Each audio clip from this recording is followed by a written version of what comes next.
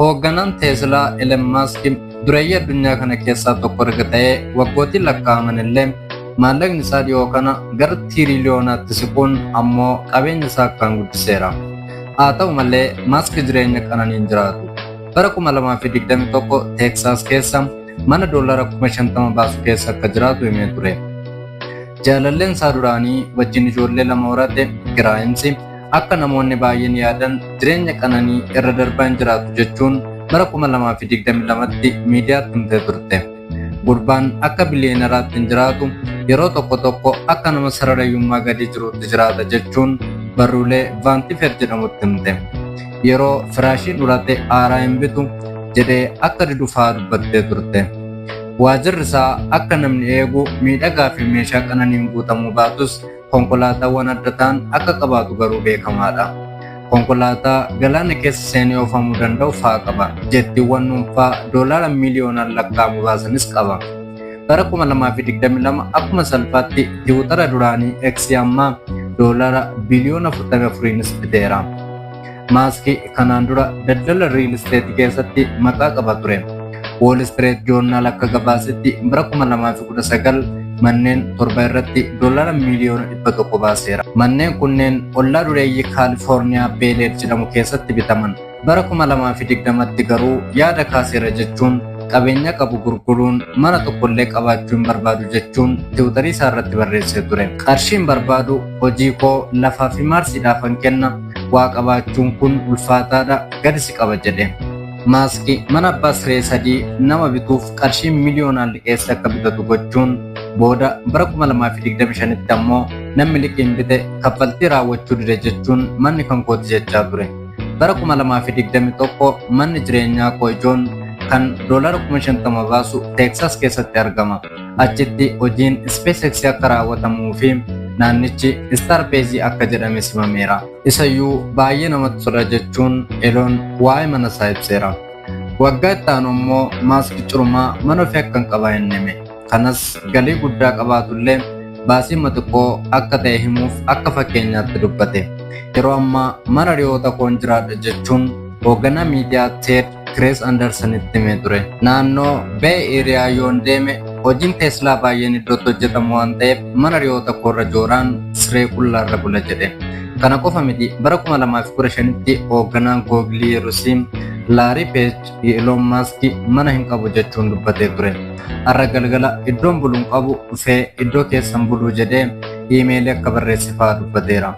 Kanaan dura Elon Ameerikaa keessa manneen garaagaraa bitaa jira jedhamaa turus amma yoonaa garuu manni maqaa isaatiin ifatti galmaa'e isa Teeksaas jiru qofaadha. Elon Musk qabeenya irratti gatii guddaa hin baasiniyyuu malee waan konkolaataa garuu dhimma biraati. Akka abbaa qabeenyaa Teeslaatti konkolaataawwan addaa fi ajab-jechisiisan qabaachuunsaa nama hin dinqisiisu. Konkolaataa Ford moodeliitti konkolaataa jaarraa 20ffaa industirii motoraa Haaressi jedhamu qaba. Kaan ammoo konkolaataa Jaguaraa 1967 kan Elon ijoollummaa isaarraa qabee barbaadaa ture jedhe. McLaren F1 balaan irra geenyaan gurguruun dura suquuf qarshii guddaatti baaseera. Teeslaa Roadster moodela Teeslaa jalqabaa yoo ta'u bara 2018tti gara hawaa ergee tures ni dhuunfata. Konkolaataawwan inni qabatu keessaa adda garuu Lotus Epstein fiilmii James Bond bara 1977 irratti kan oofedha. Fiilmii sana irratti maqaa Wetniil jedhamu kan qabu yoo ta'u konkolaataan kun Maaskii caalbaasii bara 2013 gaggeeffame irratti doolaara miiliyoona 1 bitee dandeettii bishaan keessa deemu konkolaataa kanaa qabatamaan agarsiisuu barbaade. Maaskii wanti qarshii isaa irratti baasuu barbaadu biraan xayyaara akka ta'e himeera. Kunis cichoomina hojii isaaf qabu akka agarsiisu dubbatee ture. Xiyyaara yoo hin fayyadamne yeroo hojii muraasan qabaadha jechuudha jechuun haasaa Ted waliin bara 2022tti taasiseen dubbatee ture. Jettiiwwan dhuunfaa qabu keessaa moodeliiwwan Gulfstream jedhaman kan doolaara miiliyoonaan lakkaa'aman baasan keessa jiru.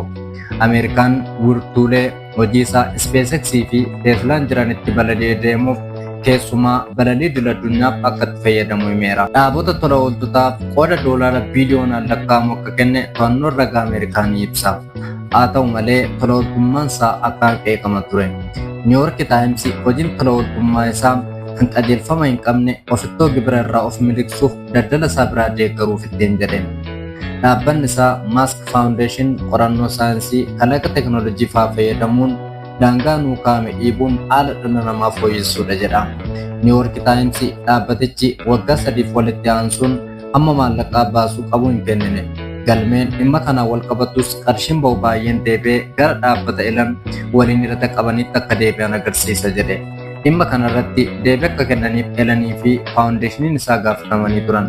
Kanaan dura Elon dhimma tola ooltummaa irratti gaafatamee Elon kennaa fi arjooma haala duriin taasifamutti akka hin amanne dubbatee ture.